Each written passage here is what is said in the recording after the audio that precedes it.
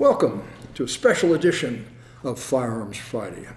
I'm historian Evan Green, and today we are at the Wyoming Pioneer Memorial Museum in Douglas, Wyoming, which is about 130 miles north and a little bit west of my hometown of Cheyenne. So really grateful to the folks here, to the staff who invited us up here to talk about some of their firearms. So what do we have here? This is a Colt model 1889 double action revolver that was owned by a prominent Wyoming citizen named Amos Barber. And this was, in 1889, the first Colt revolver with a swing-out cylinder. And its identification is the fairly long flutes on the cylinder and the fact that there are no locking notches on the exterior of the cylinder, as you would see on a modern double-action revolver. The locking mechanism and notches are on the rear face of the cylinder. And because the cylinder turned counterclockwise, it was susceptible for those notches to wear, to the point that the cylinder would sometimes turn while the firearm was in a holster, or even while you were in the process of firing it, it would release that lock on the cylinder. And all of the future Colt revolvers had that locking notch on the outside of the cylinder, which was a much more secure operation. These revolvers, the 1889 Colt revolvers, was chambered in 41 long Colt and 38 long Colt. This one is in 41. So this revolver was owned by a guy named Amos Barber. Well, who is Amos Barber? Interesting guy. In 1885, he was a surgeon at Fort Fetterman, which was an army post located about 7 or 8 miles north of Douglas, where we are today. In later 1885 to March of 1886, he was with George Crook on the Apache campaigns in the United States Southwest. 1886, he was assigned to duty at Fort D.A. Russell, which is now F.E. Warren Air Base, immediately adjacent to the west of Cheyenne.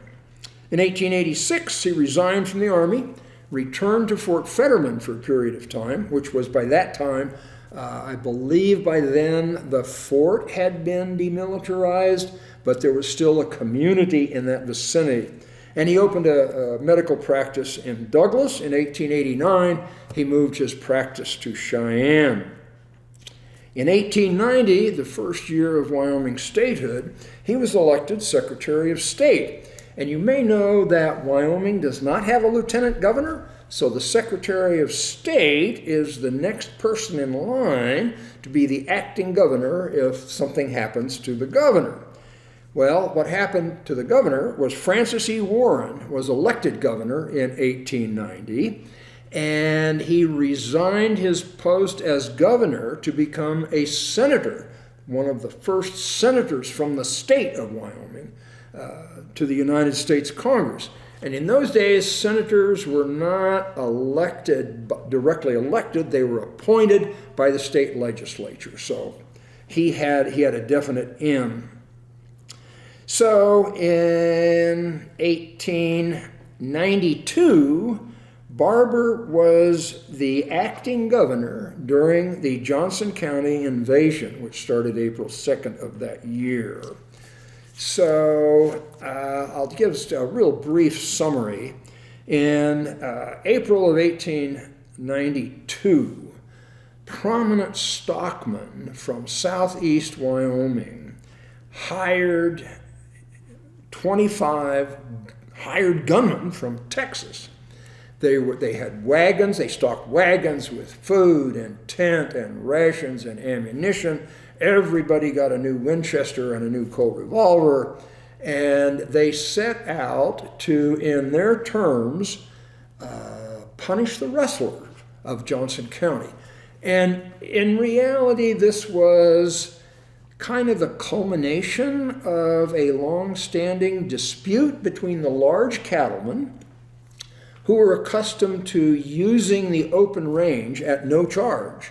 It was federal government land. They paid no, in this period of time, say 1870 through 1892, 3, they paid no lease fees. They just turned their cattle loose, hired a bunch of cowboys to round them up in the fall or in the spring to brand the calves, and in the fall to sort them out and sell them. And they were threatened over a competition for resources, grass and water.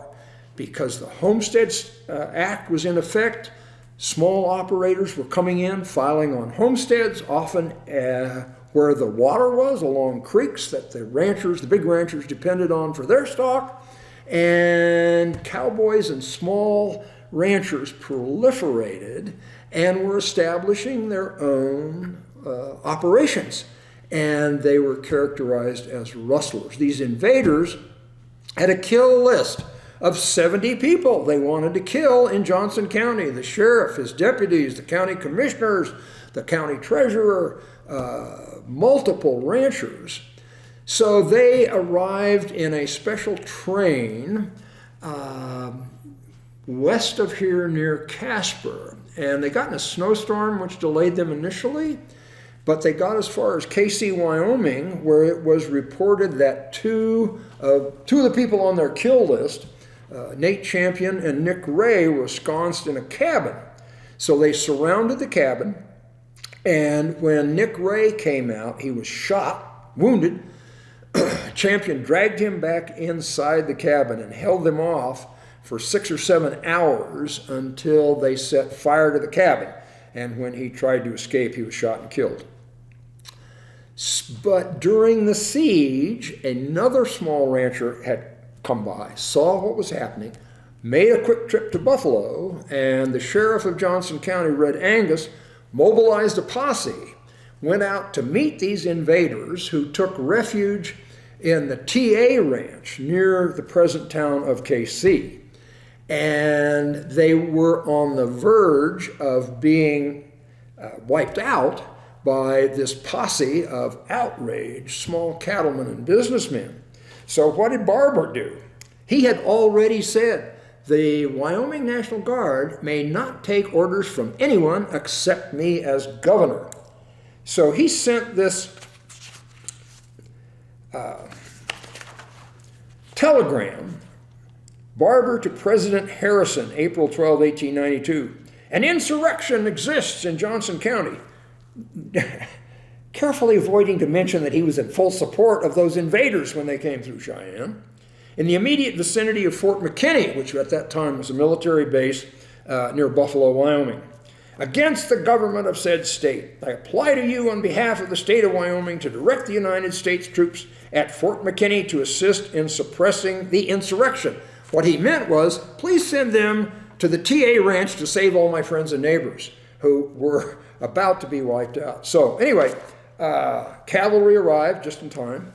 They had built a wagon to set fire to the barn where most of the invaders were.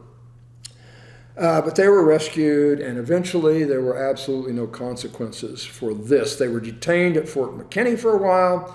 Then they were transferred to Cheyenne, where they basically had free run of the city.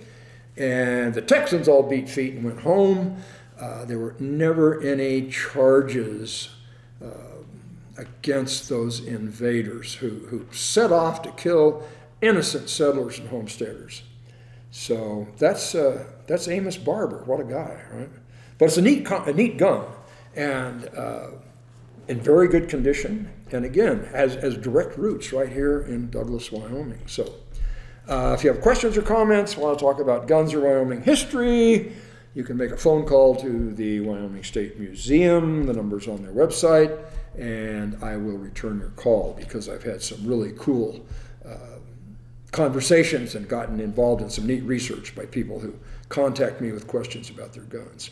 So again, this is caliber 41 long Colt, and there's an example of the cartridge. So thanks for watching.